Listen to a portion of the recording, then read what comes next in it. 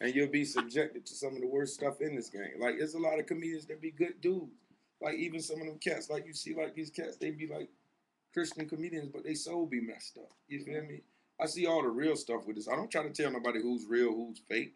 I got to deal with all of them. I got to put my game face on. If you gay, so what? We got to sit in the same room. If you about your business, that's what it's going to be, about that business. When you start trying to do all this other stuff outside of that, then we're going to handle it like men. You know what I mean? That's what I say. I stand strong on that. I don't got no problem with gays. That's your thing. Does it ever disgust you, though? Have you ever disgusted? I ain't never been in a situation where I have to ever see that stuff or two men kissing before I got to go sign on dotted line like that. You ever thought about quitting? What? Never. Quitting ain't in my vocabulary. Ain't nowhere near me. Quitting what? Only thing gonna stop me from doing this comedy is jail or penitentiary.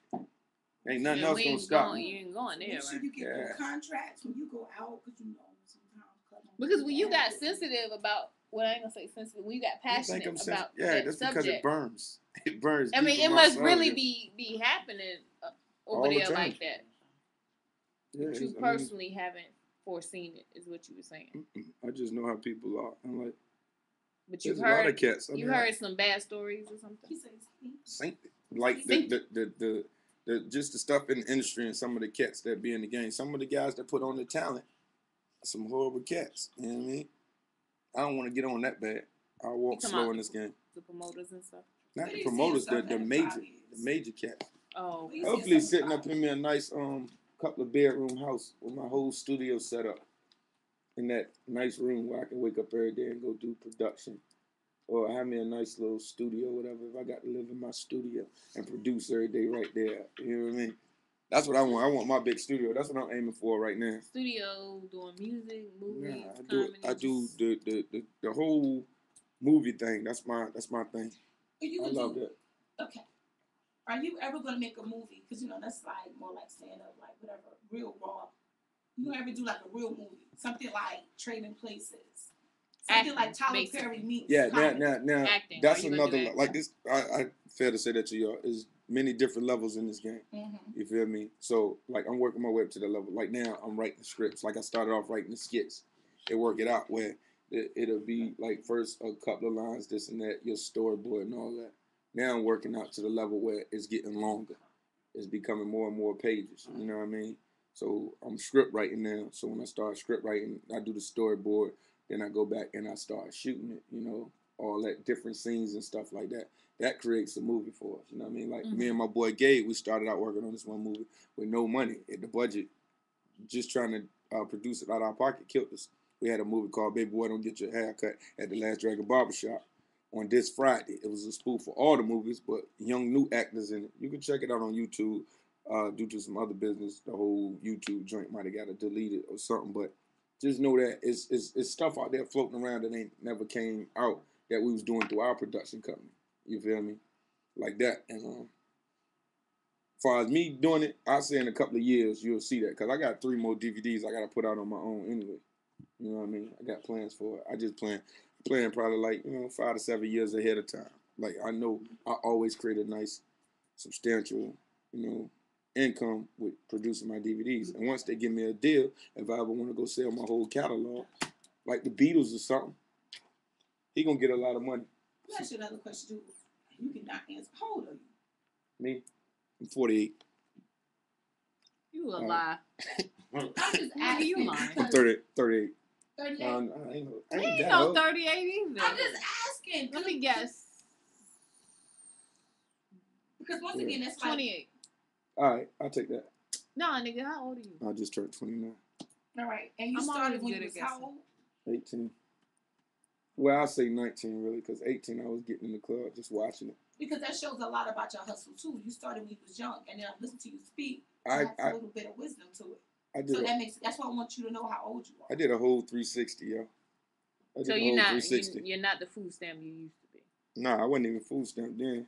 Back then I was just either Fredo, Doe, Dread, A-hole, all that.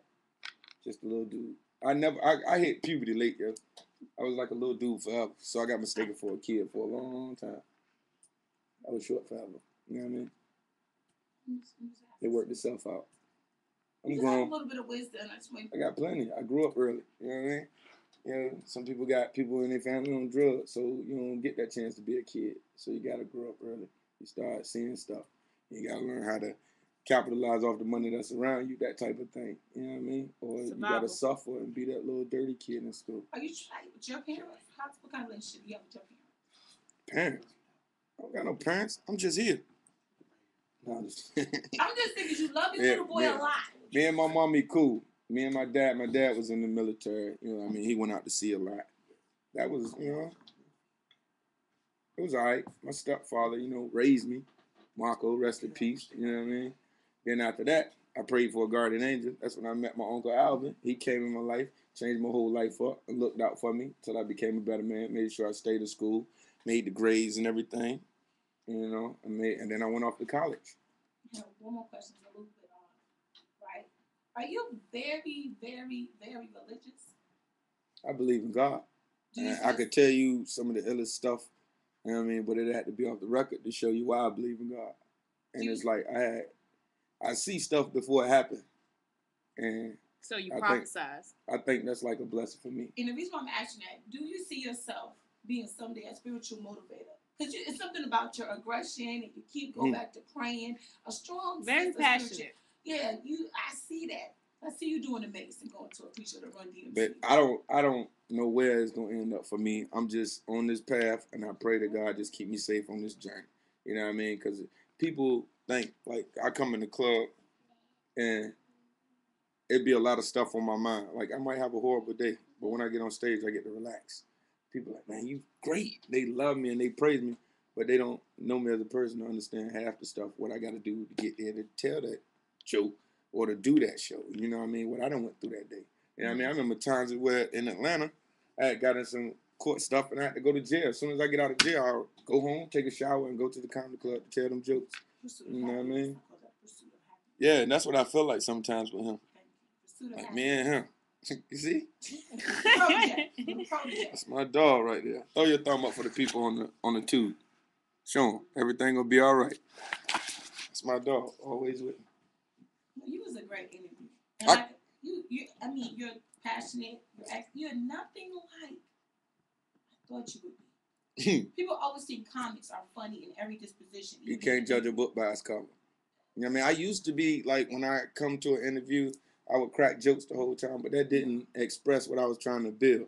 You feel me? I'm trying to build this company, make sure my son's straight, trying to get people to mess with me on the internet more. You know, I'm trying to be more of a business suave, sociable type of dude, because where I come from, it was always quiet. I got to watch people and see how they play out. Me being quiet, too much time trying to figure people out, a lot of business would slip through my fingers. You know what I mean? Mm-hmm. So now I want to be able to talk to people, shake hands, and keep it moving, and become a better businessman out here.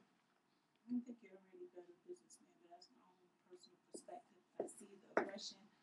I've seen the hustle straight up because we bought 2 DVDs. I appreciate that. From the right. I appreciate it. Yes, and we're going to give one of them out on Thursday? On Thursday to our 10th or, 20th caller. Y'all need more for promo giveaways? Did you? Yeah, how much we got to pay for? For one deal or something? Y'all ain't really got to pay much. I'm the owner. I control this, so I got a couple of copies so nobody won't feel like they left out. I want them to support your show as well as they support me. You know what I mean? And make sure they check out the YouTube and all of that. And tell them to come to your shows no matter where you are. Yeah, we're going to be at the Funny Bone this Wednesday. What's the date? Today is the 14th. 14th. We're going to be there tomorrow, Wednesday, doing it. Me, Bodacious. 15. Monty Rogers. Jillian's was off the chain Sunday. Shout out to him. You know what I mean? So... And you can turn it back because I'm going to do my last show. And shout out to my boy Chris Smokey Jones. He's on his way to town. We about to kill VA for the whole weekend. Comedy back to back.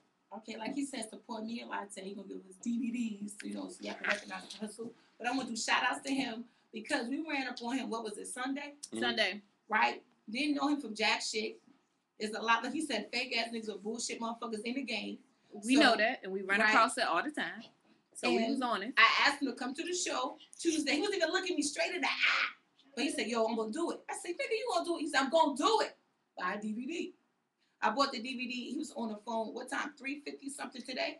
3:50 something today saying he was on his way. I called him last night. I ain't going to lie. When I called, I didn't think he was going to answer his phone. I said, let me call this nigga food stamp right now because I ain't playing with this nigga right now. Watch, he ain't going to answer, but I'm going to leave him a nice